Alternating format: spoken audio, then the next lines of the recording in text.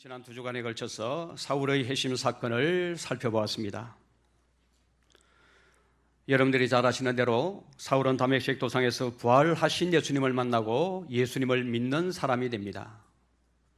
다메섹에서 아나니아라는 신실한 성도의 도움을 받게 되지요.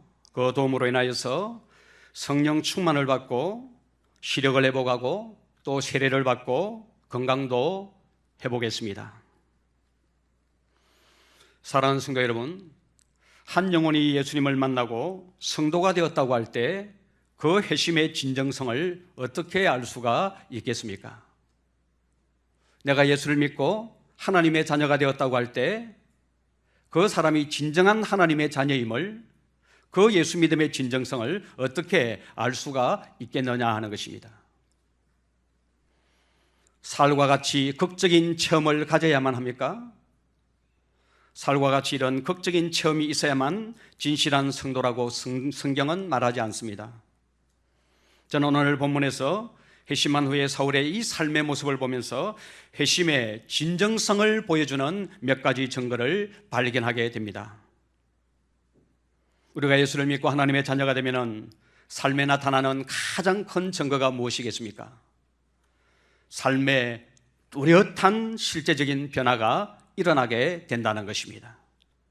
어떤 변화가 일어나게 됩니까? 많은 변화가 일어나겠지만은 그 중에 특징적인 변화가 무엇인가 하면은 바로 관계의 변화가 일어나게 된다는 것입니다.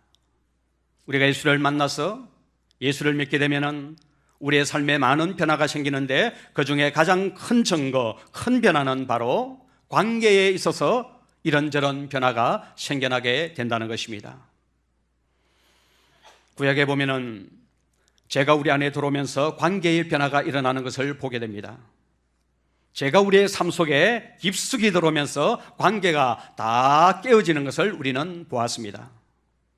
하나님과의 관계가 깨어지고, 남편과 아내와의 관계가 깨어지고, 자기와 자신 간의 관계가 깨어지고, 심지어는 자신이 살고 있는 환경과의 관계도 다 깨어지는 것을 보게 됩니다. 죄의 영향력이 이렇게 무서운 것입니다. 이런 맥락에서요, 주님을 만난 사람들에게도 변화가 일어나게 되는 것입니다. 예수 믿고 회심하게 되면 깨어진 이 관계 안에 새로운 변화가 일어나게 된다는 것입니다. 하나님과의 관계에 있어서, 사람들과의 관계에 있어서, 세상과의 관계에 있어서 변화가 생겨나게 된다는 것입니다. 지난 시간에 우리가 보았던 사울을 여러분 다 기억하고 계십니까? 사울이 예수님을 만나고 난 후에 오랫동안, 만 3일 동안 식음을 전폐하고 하나님 앞에 기도하는 모습을 우리는 보았습니다. 사울이 하나님 앞에 무엇을 기도했겠습니까? 이때까지 살아오면서 하나님과의 관계에 있어서 무엇이 잘못되었는가를 절절히 깨닫고 회개하면서 하나님과의 관계를 회복하는 경험을 저는 했을 것이라고 생각을 합니다. 그 3일은 하나님과의 관계 회복의 3일이었다고 저는 정의합니다. 이렇게 하나님과의 관계가 회복된 사람에게는 또 다른 변화가 따라온다는 것이 오늘 본문이 우리에게 보여주고자 하는 메시지입니다. 하나님과의 관계가 회복되었습니다. 하나님과의 관계가 이제 바르게 정립이 되었습니다. 그렇다면 한 걸음 더 나아가서 다른 부분에 있어서도 반드시 관계의 변화가 따라온다, 이것을 보여주는 본문이 오늘 이 본문의 말씀이라는 것입니다. 첫째는 사랑과의 관계에 있어서 변화가 찾아오게 됩니다. 또 나중에 살펴보겠지만 두 번째는 세상과의 관계에 있어서 또 다른 새로운 변화가 찾아오게 됩니다. 자, 여러분 보십시오. 회심한 사울이 우선적으로 오늘 본문에서 하려고 하는 것이 무엇입니까? 딱 하나임을 보게 됩니다. 그것은 교회와 성도들의 친교 안으로 들어가려고 했다는 사실입니다. 오늘 본문 19절 말씀을 보시면 이렇게 기록을 하고 있습니다.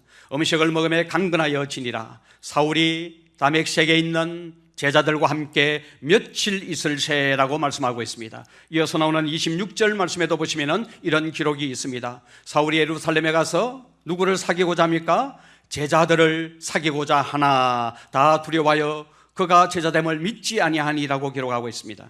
28절 말씀에도 보시면은 이렇게 기록합니다. 사울이 제자들과 함께 있어 예루살렘에 출입하였다, 이렇게 말씀을 하고 있습니다. 19절과 28절에 나오는 이 함께 있으라는 말은 그냥 그들과 함께 머물러 있다는 그런 의미가 아니에요.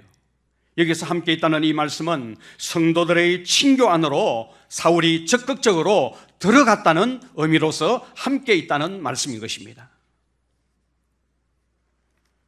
여러분, 오늘 사울은 주님을 만나고 하나님과 관계가 회복된 다음에 그가 적극적으로 하고 있는 일이 무엇입니까? 여러분, 교회 공동체 안으로 적극적으로 들어가고 있다는 것입니다.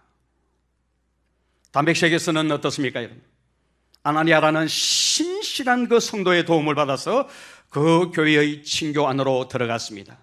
그리고 그곳에 있는 제자들과 함께 교제하며 신앙생활하는 모습을 보게 됩니다. 그러나 여러분, 예루살렘에서는 어떻습니까? 예루살렘에서는 사울을 받아주려고 하지 않습니다. 성도들과 아무리 사귀고 싶어 해도 사람들이 사울을 받아주려고 하지 않습니다. 그렇게 교회와 성도들을 핍박했던 사람이 예수 믿는다는 사실을 믿을 수가 없었기 때문에 그렇습니다. 그럼에도 불구하고 여러분, 사울은 어떻습니까? 성도의 교제가 있는 교회 안으로 그렇게 들어가고 싶어 하는 것입니다. 사랑하는 성도 여러분, 우리가 오늘 이 본문의 말씀을 읽어내면서 알아야 될 것이 무엇입니까?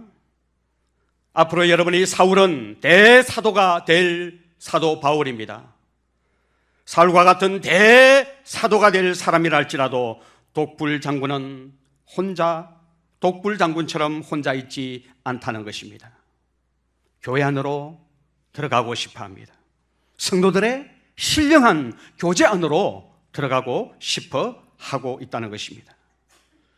다메섹 교회는 쉽게 그를 받아주었지만 예루살렘 교회는 그를 쉽게 받아주지 않습니다. 그럼에도 불구하고 어떻게 합니까? 꾸준히 인내하면서 그 공동체 안으로 들어가기를 사모하는 모습이 주님을 만난 사울의 첫 번째 모습으로 우리에게 오늘 본문이 소개하고 있다는 사실입니다. 사랑하는 성도 여러분, 여러분은 교회 공동체와 성도의 교제 안으로 들어가는 것이 얼마나 귀하고 얼마나 중요한지 여러분 알고 계십니까? 교회는 예수님께서 이 세상을 떠나가시면서 이 땅에 남겨놓으신 가장 귀하고 가장 중요한 하나님의 선물입니다. 우리 성도들의 모임입니다. 예수님을 주와 구세주로 고백하는 자들의 모임이 바로 교회입니다. 예수님께서 우리를 위하여 십자가에 죽으시고 3일 만에 부활하시고 40일 동안 예수 그리스도의 부활을 친히 전가하신 후에 성천하시면서 남겨두시고 간 하나님의 가장 귀한 선물이 바로 교회라는 것입니다. 주님은 이 교회를 이 지상에 남겨놓고 이 땅을 떠나가셨습니다. 우리가 신앙생활을 교회 안에서 하지요, 또 교회 밖에서도 합니다.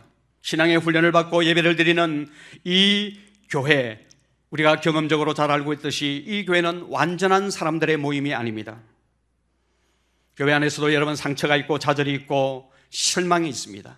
많은 한계를 가지고 있는 것이 바로 교회 공동체입니다. 그럼에도 불구하고 우리 모두 다 배경이 달라요. 문화가 달라요. 기질이 달라요. 좋아하는 것들도 너무나 다르지만은 이 안에 바로 우리 주님이 계시고 깨어진 모든 관계를 주님의 역사로 치유하시기 때문에 세상에 있는 어느 공동체와는 비교할 수 없는 특별하고 독특한 공동체가 바로 교회다라고 성경은 우리에게 말씀하고 있습니다.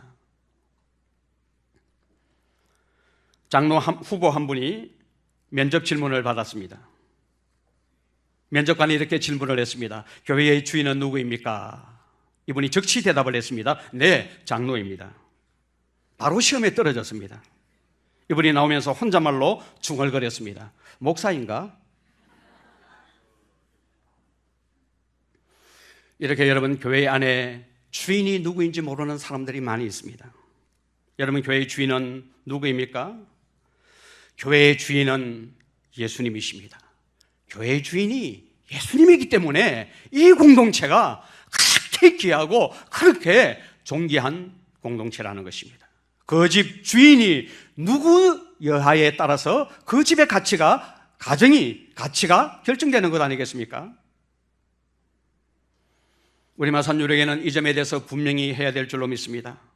우리는 큰 교회를 세우려고 하지 말고 예수님이 주인 되는 교회를 세워야 될 줄로 믿습니다. 이 일에 우리 마산유력의 모든 성도님들은 한마음 한뜻이 되어서 하나님의 은혜 주셔서 교회가 크면은 할 수 없지요.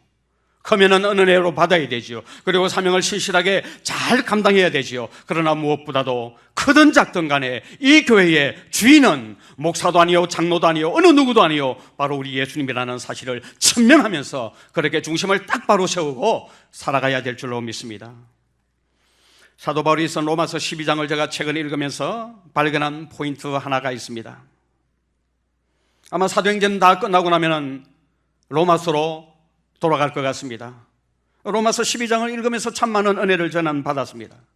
바울이 12장 1절 말씀에서 하나님의 백성들을 향하여, 구체적으로 말하면 로마의 교회를 향하여 뭐라고 말하고 있습니까? 우리가 구원받은 하나님의 백성이 되었다면 우리 몸을 하나님이 기뻐하시는 산 제물로, 산 제사로 드려야 한다라고 말씀하고 있습니다. 구원의 은혜에 담대할 줄 아는 하나님의 사람, 그 증거가 무엇입니까? 몸으로 하나님이 기뻐하시는 산 제물로 드리는 이것이라고 말씀하고 있습니다. 여러분, 그래야 되겠지요. 하나님이 나 같은 죄인을 구원해 주셨으니 하나님이 기뻐하시는 산 제물로 드리는 것은 저는 참으로 당연한 일이라고 생각을 합니다.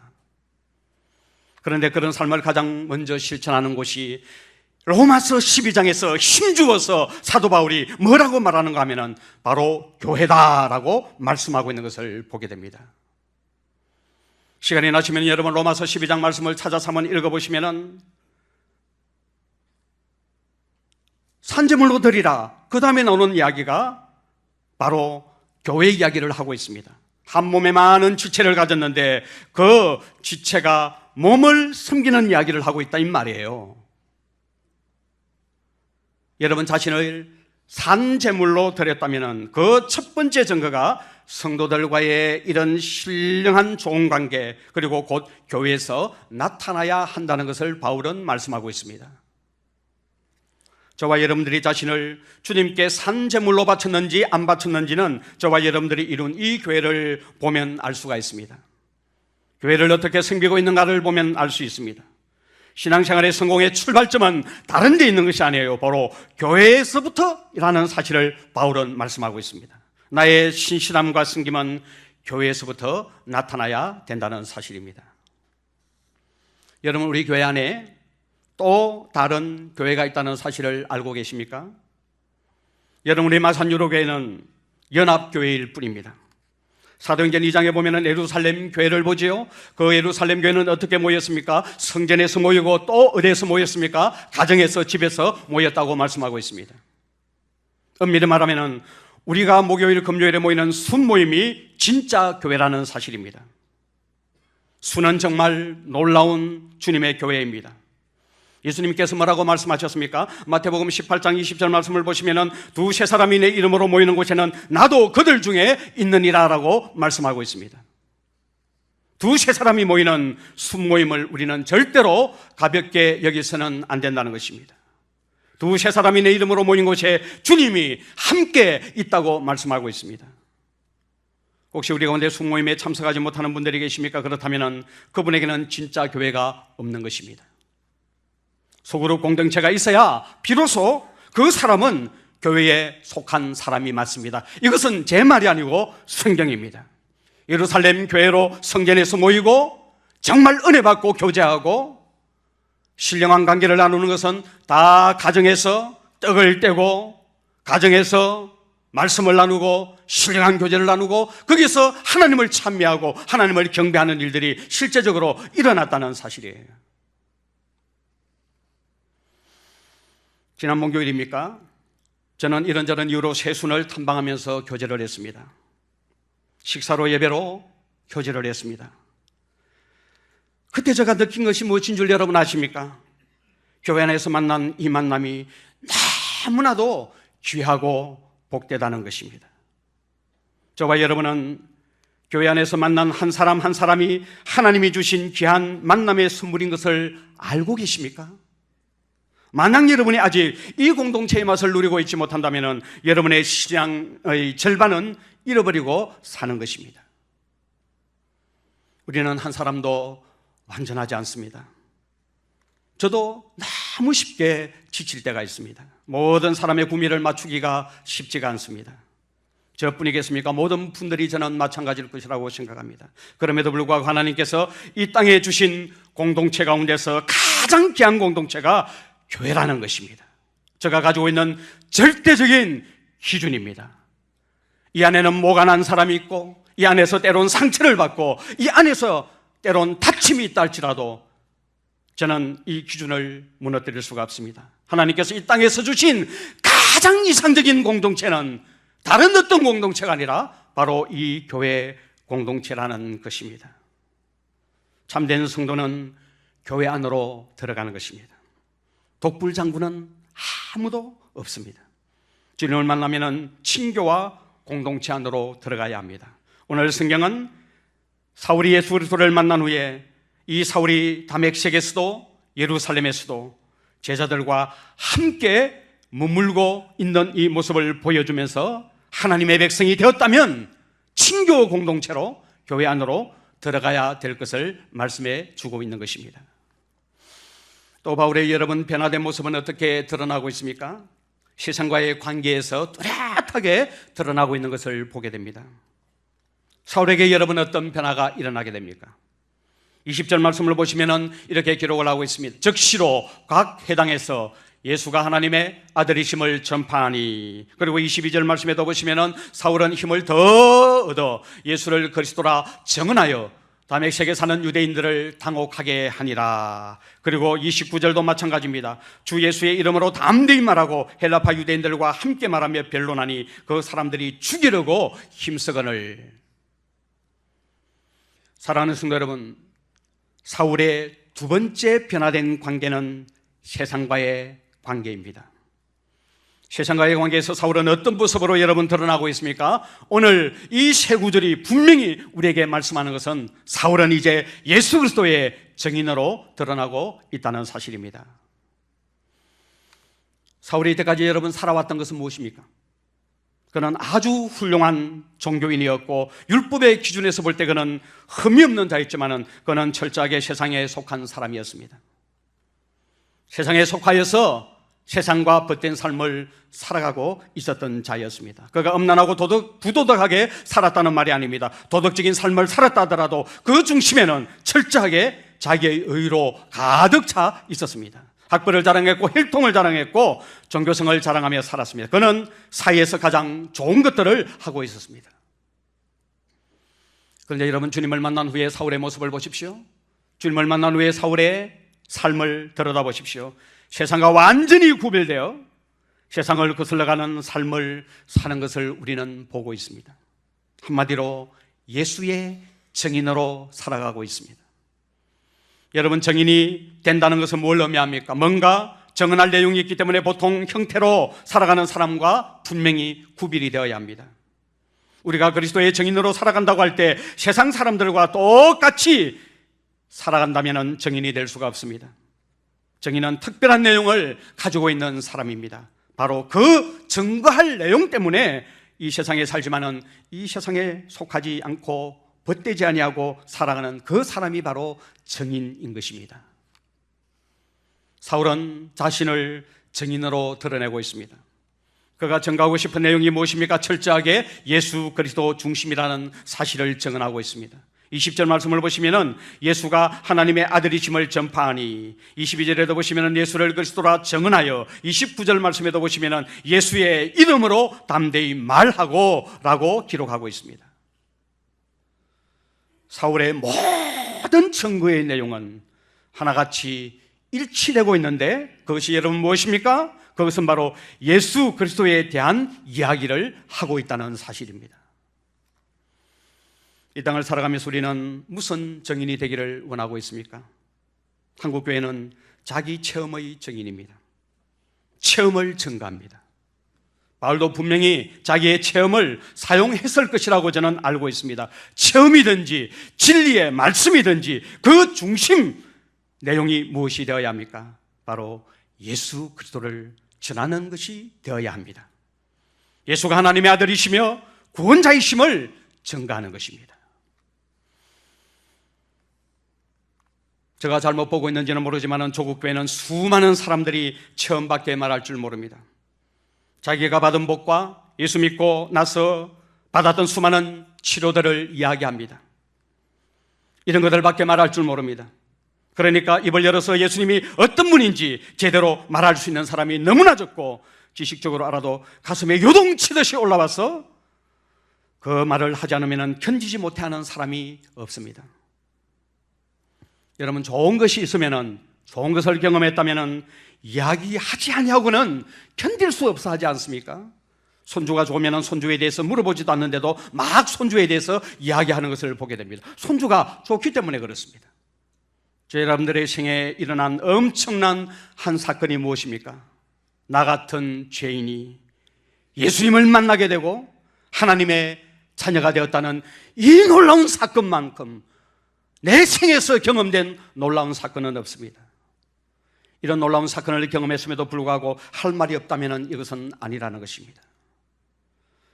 오늘 이 본문에 보니 사울은 예수님을 만나고 난 뒤에 즉시로 각 회당에서 예수님이 하나님의 아들인 것을 전파했다고 말하고 있습니다. 여러분, 이거는 훈련이 아닙니다. 사도 바울이 여러분 전도 훈련을 받은 사람이 아닙니다. 예수님을 인격적으로 만나고 난 후에 즉시로 각 회당을 찾아다니면서 이 예수가 바로 하나님의 아들이시오, 구세주시오, 우리의 주가 되신다고 선포했습니다. 즉시로입니다. 여러분, 저는 전도 훈련이 필요하지 않다는 것을 말하지 않습니다. 가능하면은 이런 전도 훈련 프로그램에 많이 여러분들이 동참해서 훈련 받는 것은 전도하는 데 있어서 유익하리라고 저는 생각을 합니다. 그러나 그게 전부가 아니라는 것입니다. 저는 전도는 감격이라고 생각합니다. 감격이 전도합니다. 이 감격이 우리로 하여금 정언되게 한다는 것입니다. 미국 달라스에서 세미한 교회를 목회하시는 최병락 목사님이라는 분이 이런 간증을 했습니다. 아마 작년에 사역훈련 받으신 분들은 최병락 목사님이 쓰신 부족함이라는 책을 다 필독서로 읽고 은혜를 받으신 줄로 압니다. 아들이 5살 때의 일입니다. 목회를 하면서 아들 키우는 일이 참 몹시 그렇게 힘들었다고 합니다. 아들이 너무 활발해서 잠시 눈을 뗄 수가 없었습니다. 사모님도 지치고 목사님도 지쳤습니다. 자녀를 주신 하나님께 감사드렸던 마음이 점점 사라지고 있었습니다. 솔직히 아이들이 좀 빨리 커서 아내와 둘이서 좀 자유롭게 목회했으면 하는 그런 마음이 있었습니다. 그러던 어느 날 이 아이들을 데리고 신방을 갔습니다. 방이 많고 거실도 3개나 되는 큰 집이었습니다. 목사님이 1층에서 예배를 인도하는 동안에 아이들은 2층 미디어룸에서 게임을 하면서 놀았습니다. 예배를 마치고 이제 담소를 나누고 있는데 2층에서 뭔가가 펑 하고 터지는 소리가 났습니다. 놀란 마음에 2층에 뛰어 올라갔는데 미디어룸에 연기가 이렇게 차욱 했다고 합니다. 아이들이 큰 대형 텔레비 앞에서 게임용 장총으로 목표물을 맞히는 전자게임을 하고 있었습니다. 그런데 아이가 없는 그 집 주인이 아무 생각도 없이 사슴을 잡는 장총을 장전한 채 옆에 세워둔 것입니다. 공교롭게도 아이들의 눈에는 그것이 게임총과 똑같아 보인 겁니다. 4살 된 한 아이가 총을 집어들고 5살 된 목사님의 아들을 향해 방아쇠를 당겨버렸습니다. 방아쇠를 당긴 이 아이는 너무나 놀란 나머지 총을 바닥에 떨어뜨렸습니다. 다행히 4살짜리 아이라 힘이 약해서 총을 쏜 반동으로 총구가 이렇게 흔들리게 되고 총알이 아들의 귀 옆을 스쳐 지나갔습니다. 그 총이 산탄총이었기 때문에 20발 정도가 동시에 날아갔는데 한 발도 맞지 않았습니다. 보니까 총알은 벽을 뚫고 나가 복도를 지나 건너방까지 뚫었고 그 방 안에 있는 가구에 선물발 모두가 다 그대로 박혀 있었습니다. 목사님이 차를 타고 돌아오는 내내 아들이 살아있다는 것이 기적임을 느꼈습니다. 집에 도착해서 아들을 힘껏 끌어안았습니다. 그리고 고백했습니다. 영광아, 살아줘서 고마워. 그 순간 그때까지 가졌던 아들에 대한 모든 기대가 욕심이었음을 깨닫게 되었습니다. 사모님은 은행에 있는 전 재산을 다 찾아와서 감사한금 봉투에 넣고 이렇게 썼습니다. 하나님, 하연이와 영광이가 살아있는 것만으로 감사합니다. 그것이면 충분합니다. 사랑하는 여러분, 저는 이 간증을 읽고 들으면서 우리에게 새로운 은혜와 복이 뭐가 필요하겠나 하는 생각을 가졌습니다. 여러분, 십자가보다 더 큰 은혜가 어디 있겠습니까? 나 같은 죄인이 예수 믿어 구원받은 것보다도 더 큰 은혜가 어디에 있겠느냐는 것입니다. 여러분, 십자가면 충분합니다. 이미 우리는 이 은혜를 받은 사람입니다. 깨닫고 감격하는 것은 여러분 우리의 몫입니다. 더 많은 은혜가 필요한 것이 아니라 받은 이 은혜를 깨닫고 감격하면 저는 충분히 우리 모두가 주님의 증인이 될 수 있다고 확신합니다. 저는 이 예배 가운데 주님께서 십자가에 흘리신 그 보배로운 피가 여러분들의 혈관을 타고 흘러내기를 바라고, 여러분들의 가슴을 적시는 은혜의 피가 되기를 바랍니다. 그래서 때를 얻든지 못 얻든지 항상 주의 이 십자가의 은혜에 감격해서 사도 바울처럼 적시로 해당에 들어가서 예수 그리스도가 하나님의 아들 되심과 우리의 메시아 되심과 우리의 주가 되심을 증거하는 증인으로 살아내는 하나님의 사람들이 되시기를 주님의 이름으로 축원을 드립니다. 마지막으로 한 가지만 더 살펴보겠습니다. 25절 말씀해 보시면은 그의 제자들이 드디어 등장하는 모습을 보게 됩니다. 25절 말씀을 보시면은 이렇게 기록합니다. 그의 제자들이 밤에 사울을 광주리에 담아 성벽에서 달아내리니라, 이렇게 기록을 하고 있습니다. 사도 바울이 다메섹에서 예수를 믿고 난 뒤에 저는 약 길어야 3년이 되었을 것이라고 보고 있습니다. 대부분의 학자들의 견해입니다. 이 다메섹에서 약 3년 동안 사울이 사역을 할 것이라고 보고 있습니다. 그런데 여러분, 다메섹에서 벌써 어떤 사람이 나오고 있습니까? 그의 제자들이 나오고 있는 것입니다. 주님의 제자가 되어서 헌신된 삶을 살아가는 일꾼들이 나오고 있는 것입니다. 살인의 위협을 느끼고 있는 그 서성 사울을 목숨을 걸고 광주리에 담아서 성 밖으로 달아내는 일에 헌신하고 있는 사울의 이 제자들 말입니다. 제가 오늘 이 본문의 말씀을 묵상을 하면서 여기서 발견하는 중요한 포인트 하나를 얻었습니다. 그것이 여러분 무엇입니까? 변화된 사람을 통해서 변화된 사람이 일어나게 된다는 사실입니다. 한 사람이 변하면은 내 주변에 있는 많은 사람들이 변하게 되고 그 영혼들이 주님 앞으로 헌신된 일꾼으로 나오게 된다는 것입니다. 우리가 정말 변화되어 있으면 변화된 우리를 통하여 변화된 사람이 생기게 되는 것입니다. 여러분은 여러분을 통하여 주님을 만난 사람을 얼마나 가지고 계십니까? 여러분, 한 사람의 진실된 변화 때문에 여러분과 함께 변화된 사람이 정말 있습니까? 변화된 영혼들은 변화된 영혼들을 길러내는 것이 성경의 원리입니다. 저 고백입니다. 여러분, 부끄럽지만은 들어주시길 바랍니다. 저는 좋은 교회를 시작하면서 세우고 싶었습니다. 그러나 좋은 교회를 세우려고 애쓰면 애쓸수록 제 마음에 사람들에 대한 판단이 커져만 갔습니다. 저 사람은 왜 저래? 저 사람은 왜 저래? 왜 좀 저래? 기분은 좀 돼야 될 것 아니야? 저는 은혜로운 설교자가 되고 싶었습니다. 교인들이 제 설교에 은혜를 받고 감동을 받기를 원했습니다. 그러면 그럴수록 교인들에 대한 판단은 커져만 갔습니다. 그렇게 설교해도 저 사람은 하나도 왜 변하지 않는 거야? 처음보다도 왜 자꾸 나빠지는 거야? 자책을 하기도 했습니다. 내가 설교를 지금 잘못하고 있는 것인가? 그래서 제 마음속에 정죄감만 더 커져만 갔습니다. 여러분, 목사가 좋은 교회를 꿈꾸고 좋은 설교자를 꿈꾸는 것은 잘못된 것이 아닙니다. 그러나 정작 제가 꿈꾸어야 될 것은 제가 먼저 변하는 것이었습니다. 예수님의 사람으로 24시간 주님을 바라보는 사람으로 변해야 교회가 교회되고 성도가 성도된다는 사실을 깨닫게 되었습니다. 교회가 문제가 있다고 말하고 싶을 때, 저 성도가 문제가 있다고 말하고 싶을 때 주님을 바라보아야 합니다. 변화되지 못한 나 자신을 바라보아야 합니다. 변화된 영혼은 변화된 영혼을 길러내는 것입니다.